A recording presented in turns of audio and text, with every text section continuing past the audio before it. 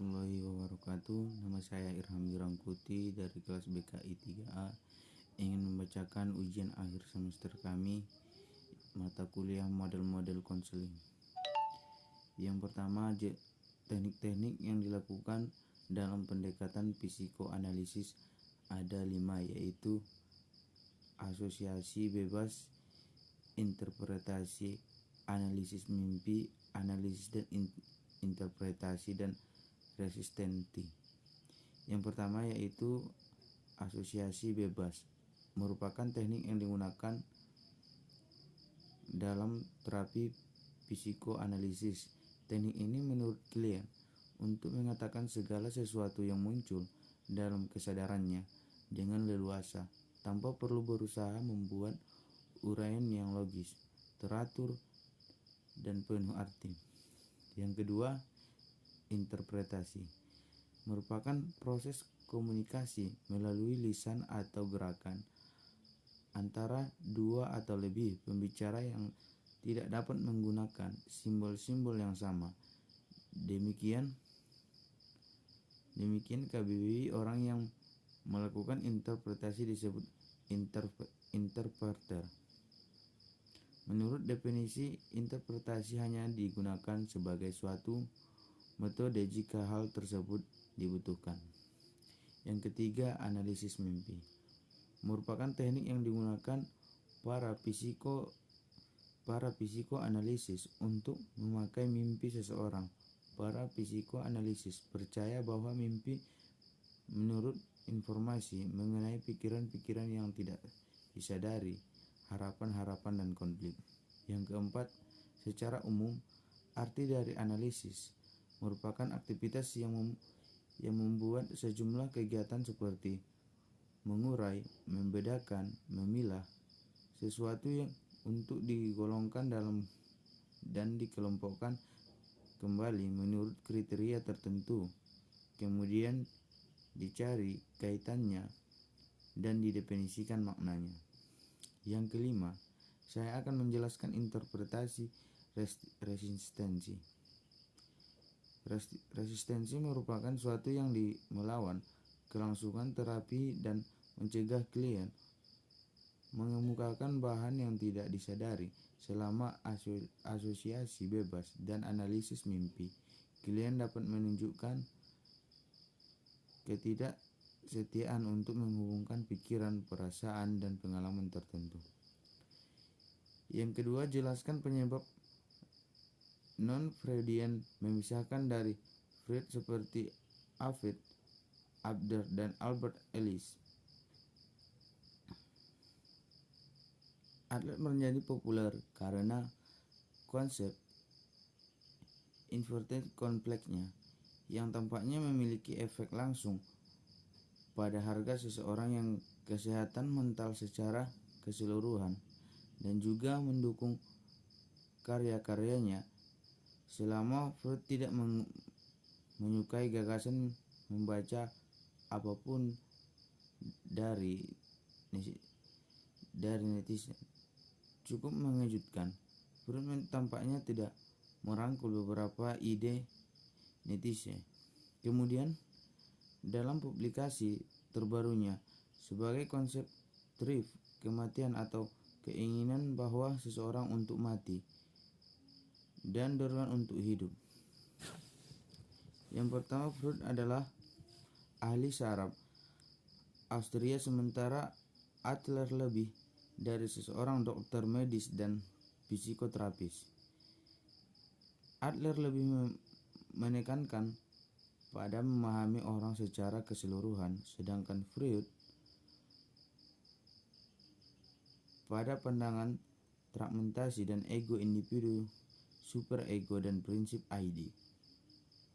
Freud awalnya tidak menyukai prinsip-prinsip netizen, tidak seperti Adler yang lebih menjadi pendukung setia. Yang ketiga, coba saudara jelaskan eksperimen Pavlov tentang klasikal conditioning, kemudian dikaitkan dengan model konseling behavior. Pavlov melakukan percobaan pada seekor anjing. seekor anjing yang kelak percobaan tersebut diterapkan pada manusia. Sebagian besar percobaan itu dilakukan pada hewan karena menurut Pavlov, binatang dengan manusia memiliki beberapa kesamaan. Di antaranya kesamaan itu ada pada proses belajar. Ada 4 tahapan dalam pengkondisian klasik atau classic conditioning. Yang pertama adalah ketika seekor anjing diberikan makan, maka respon yang terjadi adalah anjing mengeluarkan air liur. Tahap yang kedua, anjing tidak diperdengarkan bel di depannya, maka respon yang terjadi adalah anjing hanya terdiam, tidak mengeluarkan liur. Tahap ketiga, anjing diberikan makan dan diperdengarkan bel secara bersamaan, maka respon yang didapati adalah anjing mengeluarkan air liur. Tahapan terakhir atau keempat, anjing hanya didengarkan bel di depannya, dan respon yang dapat adalah anjing mengeluarkan air liurnya. Ketika tahap during conditioning dilakukan berulang kali, maka ketika bunyi sebuah bel tanpa disertai sebuah makanan, anjing akan dengan seperti mengeluarkan air liur. Demikian halnya dengan manusia. Manusia dapat dikondisikan sedemikian rupa. Pengulangan dan latihan pada tahap during conditioning digunakan agar perilaku yang diinginkan dapat menjadi kebiasaan. Hasil yang diharapkan dari penerapan teori belajar Pavlov adalah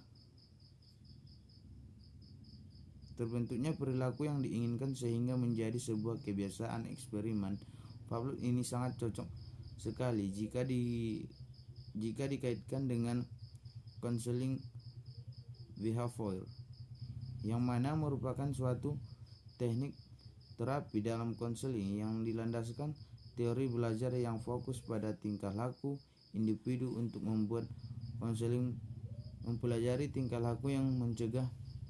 Misalnya, jadi konseling berfokus pada perilaku manusia yang dapat belajar dan dapat diubah. Yang keempat, jelaskan konsep dasar dari model konseling rational emotive therapy. Rational emotive therapy adalah aliran psikoterapi yang berlandaskan asumsi bahwa manusia dilahirkan dengan potensi, baik untuk berpikir rasional dan jujur maupun untuk berpikir irasional dan jahat. Yang kelima, jelaskan perbedaan model konseling Karl Lochner dengan model konseling Triad and Factor jika ditinjau dari hubungan antara konselor dan klien. Perbedaan model konseling Carl Rutger dengan model konseling Triad dan Factor dari hubungan antara konselor dan klien adalah model konseling Carl Rutgers atau person centered bertujuan agar klien mencapai tingkat yang lebih tinggi secara mandiri. Fokus pada klien, tidak pada penyajian masalah klien.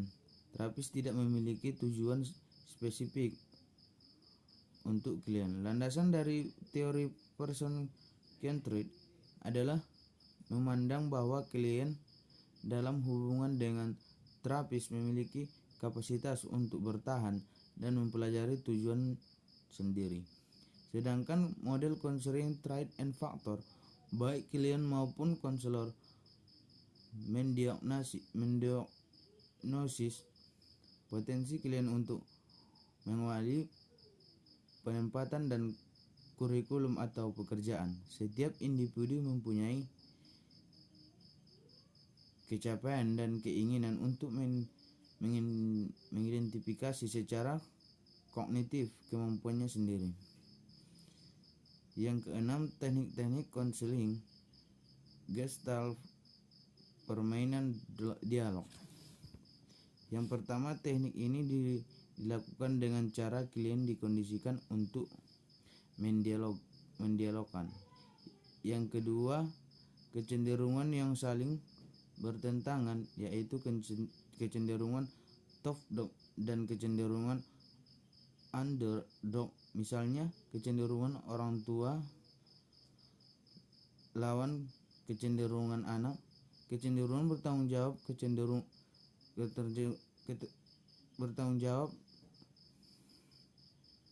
kecenderungan bertanggung jawab lawan kecenderungan. Yang ketiga, masa bodoh, kecenderungan anak baik lawan kecenderungan anak bodoh. Yang kelima, kecenderungan otonom lawan kecenderungan tergantung, kecenderungan kuat atau tegar lawan kecenderungan lemah. Melalui dialog yang kontraktif ini, menurut pandangan Gestalt, pada akhirnya klien akan mengarahkan dirinya pada suatu posisi di mana ia berani mengambil resiko. Penerapan pemain dialog ini dapat dilaksanakan dengan menggunakan teknik kursi kosong. Yang ketujuh, jelaskan 3 aspek atau 3 dimensi yang saling berkaitan dengan membentuk sifat manusia jika ditinjau dari model konseling logoterapi. Yang pertama, kesadaran dan ketidaksadaran, spiritual, instinktual, dan tertindas tidak tertipu.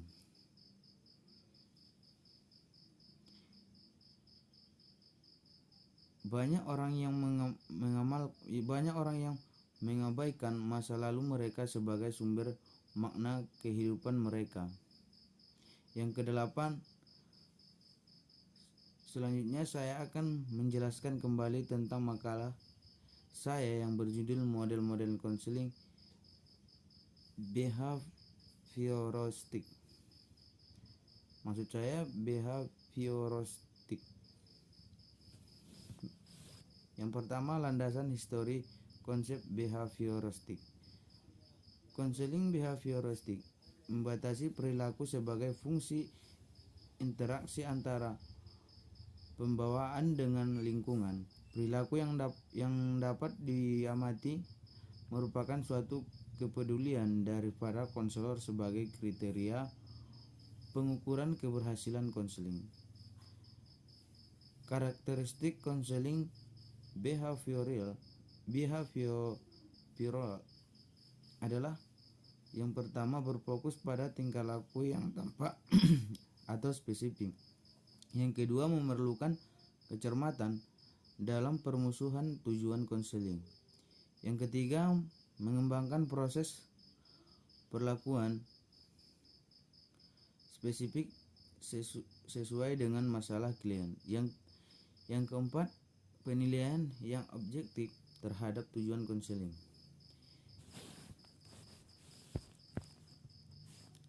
Hakikat manusia menurut pendekatan behavioristik.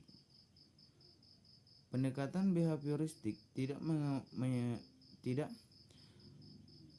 mengesampingkan pentingnya hubungan klien atau terapi atau potensi klien untuk membuat pilihan-pilihan. Dari dasar pendekatan tersebut dapat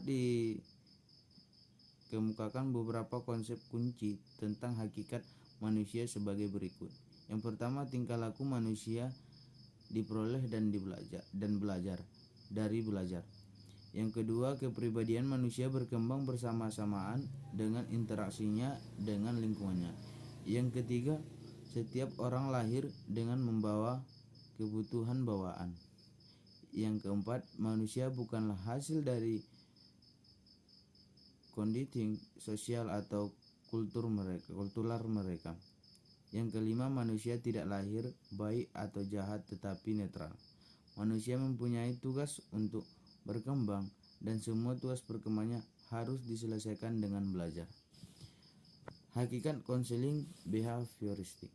Hakikat konseling menurut behavioristik adalah proses membantu orang dalam situasi kelompok belajar bagaimana menyelesaikan masalah-masalah interpersonal, emosional, dan pengembalian keputusan dalam mengontrol kehidupan mereka sendiri untuk mempelajari tingkah laku baru yang sesuai.